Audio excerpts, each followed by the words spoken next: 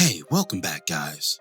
We are gathered here today to pay our respects to one of Snowfall's most beloved characters, Jerome Jammin Saint. Our favorite uncle's life was extinguished in the 6th episode of Snowfall's final season, his soul growing heavier by the second with grief, regret, guilt, and anguish, all byproducts of taking part in a fruitless game with guaranteed consequences. Jammin Jerome sacrificed his life in defense of his family, a family that gradually began fracturing due to the selfish ambition of his counterpart. But if we're being honest, the real fragmentation preceded this. The splintering of Jerome's family started the day he agreed to become a part of the very thing he believed would free it, the crack cocaine business. Prior to this acquiescence, Unc was adamant against participating. When Franklin first presented him with that brick back in season 1, Jerome replied, quote, "That brick ain't worth the trouble that come with it. Go on and get that up out of my house." Being an OG of the game, he had witnessed many of his contemporaries fall victim to the ancillary benefits and ultimate detriments of that same brick, and wanted nothing to do with those conclusions. However, once realizing that his nephew's ambition, along with his wife-to-be's, outweighed his opinion in the matter, he justified his involvement by serving as family protector, financial earner, and budding business owner. You see, the drug business wasn't the end-all be-all for Jerome Saint. He was a simple man who longed for a simple life as much as a prosperous one. Such a longing explains his tormented visit to his associate's car shop. It reminded him of what had been lost along the journey of drugs and wealth, ownership and peace.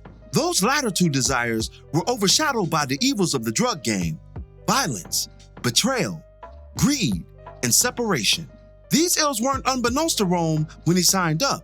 He knew what came with being a major player in the drug game, but they certainly were not what he signed up for. And with every hurdle contrary to his initial ambition, there was a chipping away at his once humble soul. Jerome wasn't a violent man by any means. He was not a thug, nor a gangster, nor a menace to his community. On the contrary, Jerome was a man of great respect.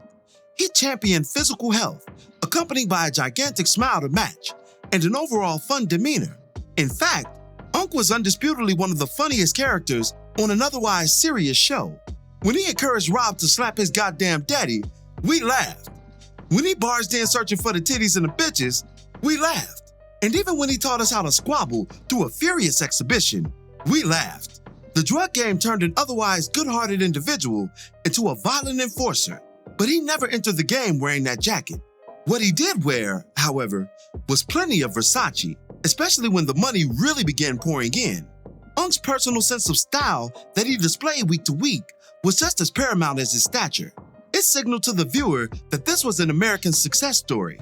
Here was a man who had journeyed from the South to the West Coast in order to assist his sister in raising her son, and from nothing had grown to a place of riches and self-sufficiency. His style, in addition to his early business, Jammin Jerome's, placed him at the driver's seat of his own life for once, no longer having to live hand to mouth, but charting his own path, and most importantly, living on his own terms. I emphasize this point in hopes of magnifying his humanity. To state it plainly, Jerome Saint wasn't built for the drug game, but he utilized it as a conduit for personal wealth and a bridge to something greater than himself. As he stressed in the episode that will be his last, "I only stayed in this shit because if I left you alone, you would have gotten yourself killed." And he was correct. Jerome's physical stature presented a formidable impediment to anyone who dared cross the wishes of his wife. And like any good husband, he made sacrifices for the woman that he loved. Unfortunately, in the end, she couldn't bring herself to do the same in enough time to preserve just one more day in her husband's existence. This brings us to his final moments before making his transition.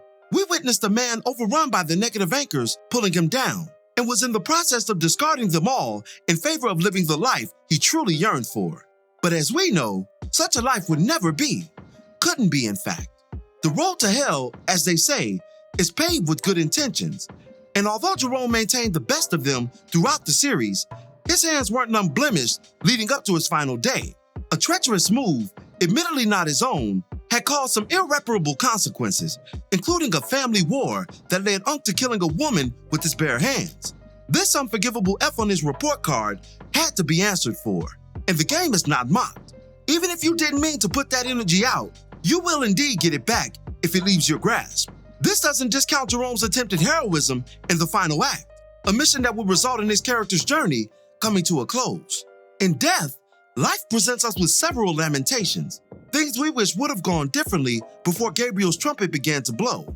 In Unk's case, we would have preferred him and Franklin officially patch things up before his death. Though the younger Saint did extend an olive branch by informing his uncle of Louis's capture predicament, it was the hostilities between them that led to it in the first place. Their only conversation prior to the latest found Franklin pointing a gun at his once beloved uncle out of sadness and rage, unable himself to pull the trigger on his surrogate father figure prior to Alton's resurgence in his life. Their second and final exchange saw the roles reversed, as it was Franklin placed under Jerome's gun for what had befallen his wife. Turmoil was the theme of their last moments together, not reconciliation, and that's tragically unfair. Another relationship left to the wind was his own wife. Their last couple of exchanges acknowledged the problems between them, but when that small pocket of opportunity presented itself, Louis expanded on her own issues rather than cater to her husband's. Such was the theme between them towards the end, and it all contributed to his demise. As we close out, I'd like to leave you with some encouragement, some good news to behold in place of the bad. Jammin Jerome Saint is finally at peace. He went out the same way he came in, protecting his family. Whether right or wrong on the latter's part, Jerome's integrity was redeemed by his heroics. We're going to miss him in our final 4 episodes of this series, but as all things do, they're coming to an end, and his death won't be the final blow to the Saint family. There's a troubled road ahead, but together, we'll get through. And that'll do it for this one. What were your thoughts on Jerome Saint, his journey, and his death? Be sure to drop me your opinions in the comments below. As always, I thank you for watching today's video. If you liked today's video, go ahead and drop $1 on that Cash App for us, hit the like button, share it with your friends who are fans of Snowfall, and subscribe for more content such as this. This is Rudy P. Magic of Rudy P. Magic Beats, and have a blessed one until the next one. Peace, y'all.